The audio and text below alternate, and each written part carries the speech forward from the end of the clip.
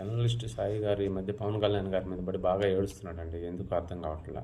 మొన్న ఈ మధ్య పదవి బాధ్యత మీటింగ్ జరిగినప్పుడు పవన్ కళ్యాణ్ గారు పదవులు తీసుకున్నారు. అవి అంటే పదవులు అంటే హోదాలు కాదు, బాధ్యతగా పనిచేయండి అని చెప్పడానికి ఆయన మీటింగ్ పెడితే ఈయనేం మాట్లాడతాడు, ఈయన అనుకున్న సిద్ధాంతాలేంది, ఈయన పార్టీ సిద్ధాంతాలేండి అవన్నీ మర్చిపోయి 15 ఏళ్ళు అంటాడు. అక్కడ కూడా చంద్రబాబు నాయుడు గారిని టీడీపీ పార్టీని కోసమే పనిచేస్తున్నాడు. ఈయన పార్టీ సిద్ధాంతాలన్నీ మర్చిపోయాడు.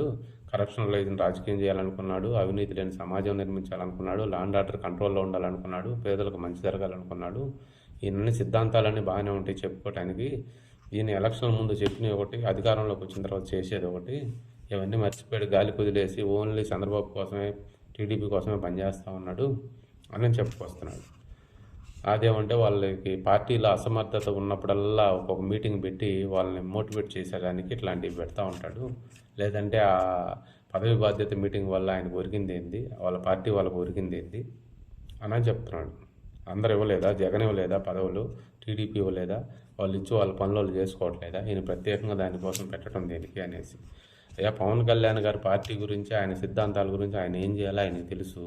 ఆయన చేస్తున్న, రాష్ట్రానికి చేస్తున్న, రాష్ట్ర ప్రజలకు చేస్తున్న ఆయన పనులు, ఆయన పనితీరు కానీ మీకు నచ్చవు. మీకు ఈ మధ్య బాగా వైసీపీ మీద ప్రేమ ఎక్కువైపోయింది. ఏం పర్వాలేదు, పవన్ కళ్యాణ్ గారి పార్టీ గురించి, ఆయన క్యాడర్ గురించి, ఆయన కార్యకర్తల గురించి, జనసేన నాయకుల గురించి మీరేం బాధపడాల్సిన అవసరం లేదు. అవన్నీ పవన్ కళ్యాణ్ గారు చూసుకుంటారు, ఆయన చేసుకుంటారు.